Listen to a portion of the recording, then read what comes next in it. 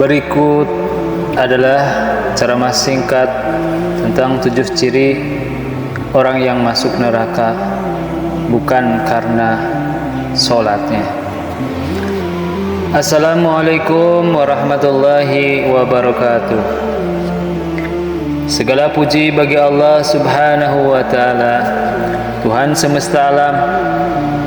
Salawat serta salam semoga tercurah kepada junjungan kita Nabi Muhammad sallallahu alaihi wasallam beserta keluarga, sahabat, dan kita semua sebagai umatnya. Hadirin yang berbahagia, pada kesempatan yang berharga ini mari kita bahas tentang 7 ciri orang yang masuk neraka bukan karena sholatnya. Sebagai umat muslim, sholat adalah tiang agama yang sangat penting. Namun ada banyak perilaku lain yang juga dapat menghantarkan seseorang ke dalam neraka jika tidak dihindari. Yang pertama adalah berdusta. Rasulullah SAW pernah bersabda, sesungguhnya kejujuran membawa kepada kebaikan dan kebaikan membawa ke surga, dan sesungguhnya dusta membawa kepada kejahatan dan kejahatan membawa ke neraka. Diriwayatkan oleh hadis Bukhari dan Muslim. Maka marilah kita jauhi sifat dusta dan selalu berkata jujur. Berikutnya yang kedua, menggunjing atau mengumpat. Allah subhanahu wa ta'ala berfirman dalam surat Al-Hujurat ayat 12. Bismillahirrahmanirrahim.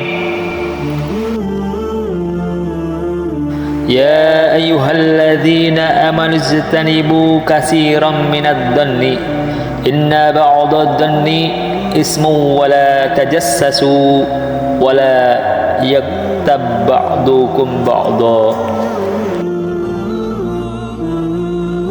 yang artinya sebagai berikut. Wahai orang-orang yang beriman, jauhilah kebanyakan dari prasangka. Sesungguhnya sebagian prasangka itu adalah dosa. Dan janganlah mencari-cari kesalahan orang lain, dan janganlah ada di antara kalian yang menggunjing sebagian yang lain. Menggunjing adalah perilaku yang sangat dibenci oleh Allah dan dapat menjerumuskan kita ke dalam neraka. Berikutnya, perihal yang ketiga yang dapat menghantarkan seorang masuk neraka bukan sebab karena sholatnya adalah memakan harta riba. Allah subhanahu wa ta'ala berfirman dalam surat Al-Baqarah ayat 275. Bismillahirrahmanirrahim. Alladzina yakuluna riba la yaqumuna illa kama yaqumul ladzi yatakhabbathu syaitanu minal massi. Yang artinya, orang-orang yang makan mengambil riba tidak dapat berdiri melainkan seperti berdirinya orang yang kemasukan setan lantaran tekanan penyakit gila. Memakan harta riba adalah perbuatan yang sangat dibenci oleh Allah subhanahu wa ta'ala dan memiliki konsekuensi berat di akhirat. Perihal yang keempat, mengkhianati amanah. Rasulullah SAW pernah bersabda, tidak ada iman bagi orang yang tidak amanah dan tidak ada agama bagi orang yang tidak menepati janji. Hadis riwayat Ahmad. Mengkhianati amanah adalah dosa besar yang dapat membawa kita ke dalam jurang neraka.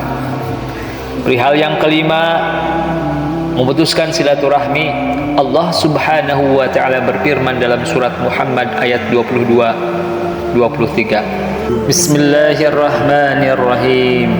Fahal asaitum in tawallaitum an tufsidu fil ardi wa tuqatti'u arhamakum. Yang artinya, maka apakah kiranya jika kamu berkuasa kamu akan membuat kerusakan di muka bumi dan memutuskan hubungan kekeluargaan. Mereka itulah orang-orang yang dilaknati Allah dan ditulikannya telinga mereka dan dibutakannya penglihatan mereka. Memutuskan silaturahmi adalah perbuatan yang sangat dibenci oleh Allah dan dapat menyebabkan kita masuk ke dalam neraka. Berikutnya perihal yang keenam, berbuat zalim. Allah Subhanahu wa taala berfirman dalam surat Ibrahim ayat 42. Bismillahirrahmanirrahim. Wala tahsabannallaha ghafilan amma ya'malud zalimun. Yang artinya, janganlah sekali-kali kamu menyangka bahwa Allah lalai dari apa yang diperbuat oleh orang-orang zalim. Berbuat zalim adalah dosa besar yang tidak hanya merugikan orang lain, tetapi juga diri sendiri. Perihal lain yang ketujuh yang dapat menyebabkan seseorang terjerumus ke dalam jurang api neraka bukan sebab sholatnya, yakni bersaksi palsu. Rasulullah SAW pernah bersabda, maukah kalian aku beritahukan dosa yang paling besar? Yaitu menyekutukan Allah, durhaka kepada orang tua, dan persaksian palsu atau berkata dusta. Hadis riwayat Bukhari.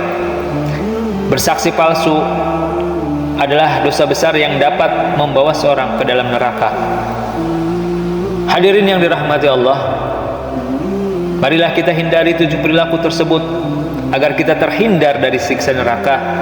Semoga Allah Subhanahu wa taala senantiasa membimbing kita untuk selalu berada di jalan yang benar dan dijauhkan dari segala bentuk dosa. Wabillahi taufik wal hidayah. Wassalamualaikum warahmatullahi wabarakatuh.